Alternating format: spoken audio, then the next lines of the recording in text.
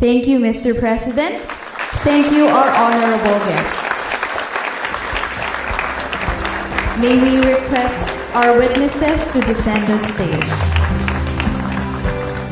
The Senate President Chis Escudero, and the honorable members of the Senate, the House Speaker, Speaker Martin Romualdez, and the honorable members of the House of Representatives, distinguished members of the Diplomatic Corps, Budget and Management Secretary Amina Pangandaman, and the honorable members of the Cabinet, fellow workers in government, ladies and gentlemen, distinguished guests, good morning at magandang araw sa inyong lahat at isang mainit na pagtanggap dito sa Malacanang Palace. As we embrace the holiday season with the joy of Christmas filling our hearts and the new year inspiring hope and new possibilities, we are reminded that it is also a time for reflection and for resolve. Just as families use this time to plan for the year ahead, so too must government dedicate ourselves to fortifying the foundation that we have laid down for a better future for the country. On this day that we honor our national hero, we enact the 2025 General Appropriations Act. And through this measure, the dreams of our heroes are realized by a nation birthed by their sacrifices. This budget reflects our collective commitment to transforming economic gains into meaningful outcomes for every Filipino. It is designed not just to address our present need, but to sustain growth and to uplift the lives of generations that are yet to come. In the first 2 years of this administration, we focused on creating the foundation for an inclusive, sustainable, and resilient Philippines. From targeted reforms to strategic investments, we ensure that our progress is felt in the daily lives of every Filipino. Today, we build on that momentum, guided by the same precision, purpose, and unwavering determination. In my State of the Nation address last July, I called for the full cooperation of Congress to approve the budget in their usual timely manner and to adhere to the administration's proposed budget as closely as possible. With the passing of the fiscal year 2025 General Appropriations Act, the responsibility of ensuring that every centavo is spent wisely, transparently, and purposefully begins. Cognizant that our resources are finite and our people's needs are plenty, we need to curate the particulars of the budget. So much so that even grand ambitions and great plans must be tempered. We must exercise maximum prudence, otherwise we run the risk of increasing our deficit and debt and derailing our development agenda for our country. While the final version of the budget reflects many of our shared priorities, some provisions required careful scrutiny. The Filipino people have spoken. Every centavo must go to programs that truly uplift lives, strengthen communities, secure the future development of the Philippines. There were calls to veto the entire budget and to revert to a reenacted one. However, this is not an option that we can afford. A reenacted budget will set us back, delay our vital programs, jeopardize targets for economic growth, including our goals of achieving single-digit poverty levels and upper middle income status. However, the executive branch is one with the people in raising concerns over appropriations that are not consistent with the country's development plan and responsive to the needs of the people. After all, it is our people whom we serve. We take our role as stewards of our taxpayers' money seriously. And for this reason, after an exhaustive and thorough review, we have directly vetoed over 194 billion worth of the line items that are not consistent with our program priorities. These include allocations for certain programs and projects of the Department of Public Works and Highways and those under the unprogrammed appropriations, which increased by 300%. We shall also pursue conditional implementation on certain items to ensure that the people's funds are utilized in accordance with their authorized and stated purpose.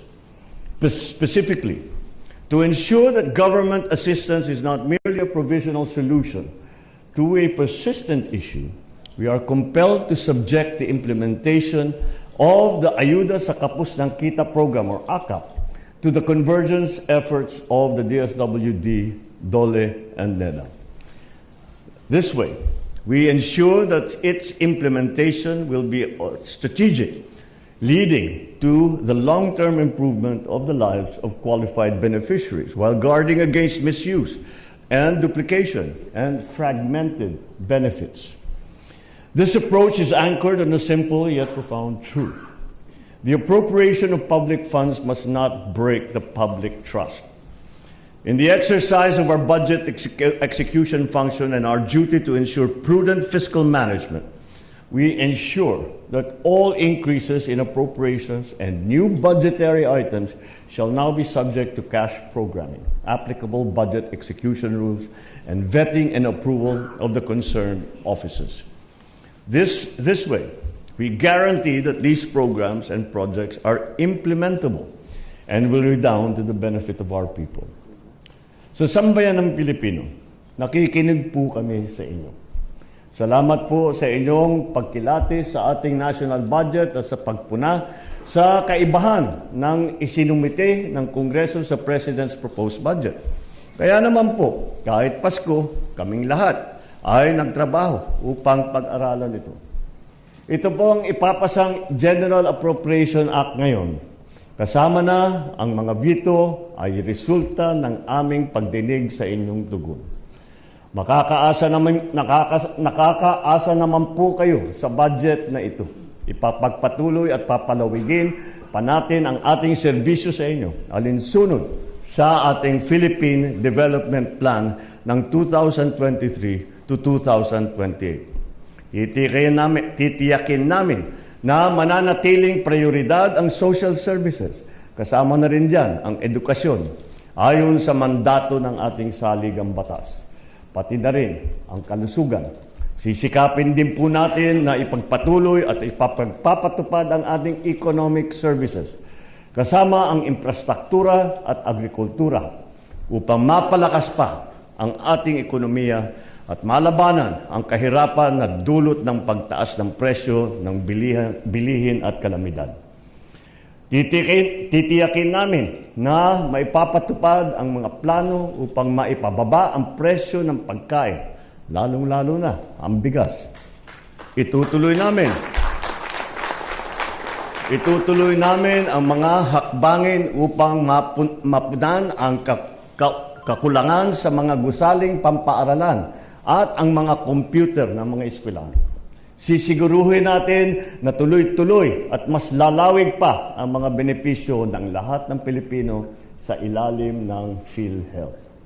Through this budget, we will also prioritize green investments and disaster preparedness to safeguard our environment and ensure resilience against disasters.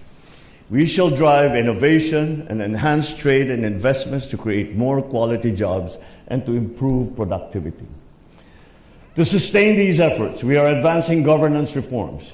We shall continue to improve our systems for a more efficient, transparent, and accountable government. Through digitalization, we shall streamline services, reduce bureaucratic delays, and combat corruption. Sa aking mga kasamahan sa pamahalaan, nais kong ipaalala ang ating tungkulin sa bayan. Gamitin natin ng wasto ang pondo ng ating bayan. Siguruhin natin na agarang masimula ng mga proyektong napopondohan at matapos ito ng naayon sa programa at pondong inilaan dito. So as we close this year and step into a new chapter, let us remind ourselves of our shared responsibility. Nation building is not the work of government alone. It is a partnership that we make with every single Filipino. With unity, with determination and a clear vision, we can achieve a future where progress is felt in every home, in every community, every corner of this archipelago. Together, let us build a bagong Pilipinas, a nation of genuine and shared prosperity. Maraming salamat sa inyong lahat. At siguro maaari pa rin bumati ng maligayang Pasko at masaganang bagong taon. Maraming salamat sa inyo lahat at magandang umaga sa inyo. Thank you, Mr. President.